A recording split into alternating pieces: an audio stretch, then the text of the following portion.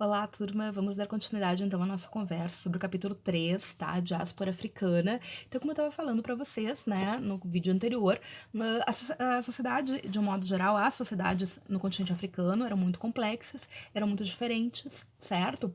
Bom, e a escravização, né, que vai ser imposta agora no século XV e XVI, ela vai mudar completamente, claro, ela vai ter ela vai atingir de uma forma muito profunda o continente africano. Por quê? Primeiro, porque vão ser 12 milhões e meio de pessoas, calcula-se, que vão ser retiradas, né, dos seus espaços. E claro que isso vai atingir, né, toda a teia social daqueles grupamentos, certo? Bom, mas além disso, a gente vai ter então uma nova lógica que vai ser implantada no continente. Bom, então nós temos alguns pontos bem importantes para a gente ressaltar.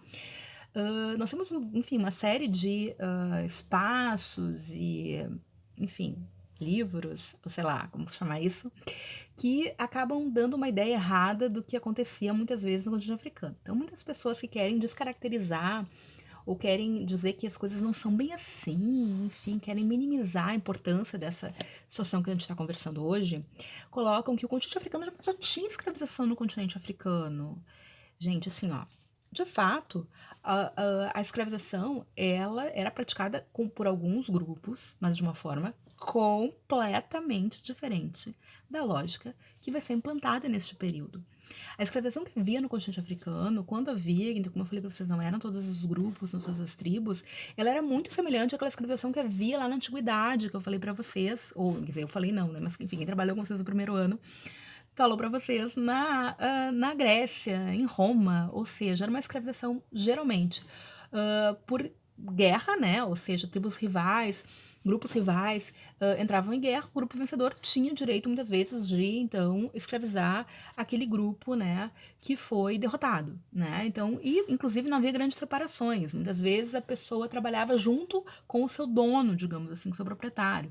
Outras vezes era escravização por dívidas ou até por punição por algum crime, né? Muitas vezes tinha um tempo, outras vezes não. Enfim, era uma lógica completamente diferente da lógica que vai ser implantada pelos europeus, que vai ser uma lógica praticamente fabril, digamos assim, tá? Então, um grande volume de população, certo? A gente vai ter uma lógica étnica, né? Ou seja, vai ter uma demarcação clara de quem será escravizado, certo? Então, é outra lógica. E como eu falei para vocês, é uma ideia realmente de uma desumanização daquele grupo, né? Simplesmente era uma escravização pela cor da tua pele, né? Então não tinha nenhum outro tipo de estruturação, né? Então, e é claro, como eu falei para você, era num volume gigantesco, certo? Então não é a mesma coisa, tá? Inclusive, falo para vocês que tem muita, como eu disse para vocês, tem muita desinformação rolando, né? E tem algumas coisas que eu acho interessante, de repente, se vocês quiserem buscar. Tem um documentário chamado O Legado Negado, que é bem interessante, tá? Ele é longo, talvez um pouco cansativo, mas ele desmistifica um pouco essas questões. Tem no YouTube e tal, se vocês quiserem dar uma procurada, enfim, tá? Bom, então, basicamente, como eu disse para vocês, é outra lógica de escravização, não é a mesma, tá? E por que isso vai atingir de forma tão gigante, né, esses grupos? Porque antes, como eu falei para vocês, a escravização ela era decorrência de um conflito.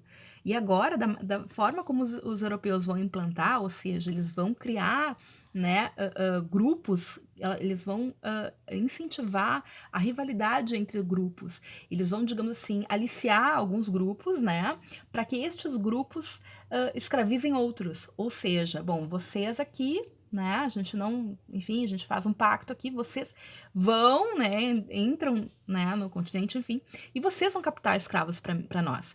Então agora, na verdade, as guerras vão ser causadas, elas não vão ser, a escravização não vai ser consequência de uma guerra, ela vai ser a causa de uma guerra. Então você imagina a desestruturação que isso vai acarretar, né, na cultura, na sociedade, na maneira de relação entre os povos.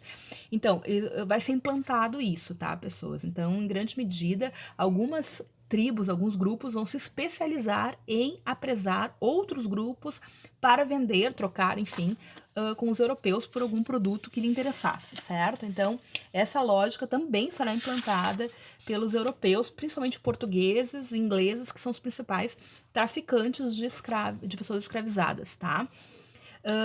Bom, basicamente, a forma como eles eram levados, então, para o continente americano, para trabalhar nas lavouras, tá? Os principais centros de captação serão, né, a região sul das 13 colônias da América Inglesa, a América Portuguesa será o principal, então, a região onde hoje é o Brasil foi o espaço que mais comprou, né, mais recebeu pessoas escravizadas. Desses 12 milhões e meio, acreditam-se que mais ou menos uns 5 milhões devem ter vindo para o Brasil, ou seja, quase metade, né? As regiões das Antilhas, ou seja, ali o Caribe, né, principalmente a ilha de Cuba, serão os espaços onde a gente vai ter mais essa população escravizada, certo? Bom, e eles são trazidos, né, inicialmente, então, de uma forma, né, terrível, os navios negreiros, ou os chamados navios tumbeiros, né? Tumbeiro vem de tumba mesmo, porque era uma tumba, né? Então, acredita-se que 15% da população morria, né? Nas péssimas condições, então era muito sujo, as pessoas vinham amontoadas, né? Enfim, era um caos, era um horror, tá? Então, grande parte dessas pessoas vinham, né? E morriam no caminho, e muitas morriam depois, né? Quando chegavam aos portos, enfim, aos mercados, de pessoas escravizadas, né? Suas condições de vida, enfim, eram terríveis. E por que, né, se perdia tanto? Porque nesse primeiro momento era uma população, digamos assim, era muito barato a compra, né? Se vendia por um preço muito alto. Então, por isso que mesmo que esses traficantes de escravos formaram grande parte da elite, né, nativa, no caso do Brasil, né, os brasileiros depois vão tomar a frente, né, inicialmente portugueses, ingleses são os principais traficantes, mais tarde os brasileiros, ou seja, né, aqueles colonos que vão conseguir ocupar esse mercado, que vai ser, acredita-se, um dos mercados mais enriquecedores, digamos assim, né, mais lucrativos deste período, tá? Bom, então basicamente a escravização moderna, calcula-se mais ou menos assim que foi talvez um dos maiores genocídios da história da humanidade, a escravização da Idade Moderna, certo? Bom, então basicamente, né, a escravização, tanto a escravização africana quanto indígena, elas foram utilizadas, né, na América Portuguesa, né? E muitas vezes elas coexistiam, digamos assim, tá? Mas o predomínio, de fato, foi da escravização negra africana, tá? E aí a gente tem que entender por que isso, tá? Então, tem muitas teorias antigas, enfim, né, que diziam, que os indígenas não serviam para o trabalho escravizado. Me pergunto quem é que serve para o trabalho escravizado, né? Mas, enfim, o fato é que se substituiu, não totalmente, claro, como eu disse para vocês, convivia as duas formas de escravização, mas o predomínio foi da escravização negra africana. Na verdade, né, então, no período colonial, quem trabalhava, quem produziu riqueza, né, quem produziu acúmulo de riqueza, enfim, foi a população negra africana. Eram eles que trabalhavam, né? Então, basicamente, por que isso? Para a gente entender a lógica. Basicamente, tá, pessoas, tem uma série digamos assim, teorias, tá? Mas acredita-se que os principais motivos que fizeram prosperar, digamos assim, a escravização negra africana foi primeira situação, que a população indígena morria muito, né, no sentido das epidemias, como eu falei para vocês, né, das doenças, enfim, que eles não tinham, né, já a população africana tem um convívio com o europeu desde forever, tá? Então, possivelmente eles tinham mais resistência, digamos assim, imunológica do que os indígenas para muitas dessas doenças. Além disso, os indígenas, eles, de um modo geral, conheciam o território, tinham, digamos assim, poderiam fugir ou tinham espaços de acolhimento, digamos assim, né, no interior. Isso também auxiliava, né? Além disso, nós tínhamos a situação da igreja, né, da igreja católica, que, de um modo geral, digamos assim, tentou, né, barrar o máximo possível, né, a não ser em guerras justas, como eu falei para vocês já, a escravização do indígena, né, então a gente tem uma série de fatores aí que faz com que a escravização indígena tenha essa situação.